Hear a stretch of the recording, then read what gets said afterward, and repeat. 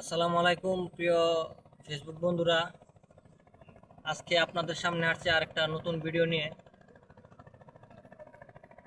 এখানে আমি যেখানে দাঁড়িয়ে আছি এটা হচ্ছে সুনামগঞ্জ জেলা শাল্লা থানার আওতাধীন ফয়জুল্লাহপুর গ্রাম, যেটা হচ্ছে আমার জন্মভূমি, আমার এলাকা।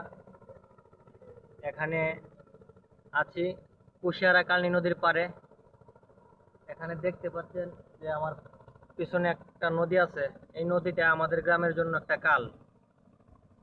এই নদী গর্ভে আমাদের শত শত ঘরবাড়ি নদী গর্ভে বিলীন হয়ে গেছে। শুধু ঘরবাড়ি নয়, ফয়জুল্লাহপুর গ্রামের অনেক সই সম্পত্তি এই নদীর গর্ভে গর্ভে বিলীন হয়ে গেছে। যেমন ফয়জুল্লাহপুরে একটি মসজিদ, একটি মাদ্রাসা এবং একটি কবরস্থান এবং একটি ঈদগানার মাঠ ছিল এবং একটা বাজার হয়েছিল, নতুন বাজার সহ 4 থেকে 5টা হাটি। শত শত মানুষের ঘরবাড়ি নদী গর্ভে বিলীন হয়ে যায়। বর্তমানে নদীর যে অবস্থা, যেখানে নদী ভাঙ্গন আসার কোনো কল্পনাই নাই, সেখানে পর্যন্ত নদী আসছে।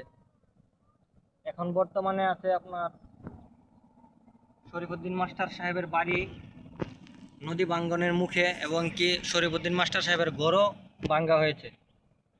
আব্দুল আলী মাস্টার সাহেবের বাড়ি প্রায় কাছাকাছি হয়ে গেছে নদী ভাঙ্গন।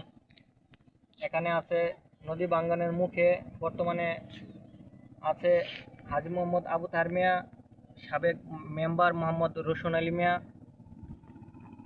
ওনাদের বাড়ির কাছে নদী ভাঙ্গন।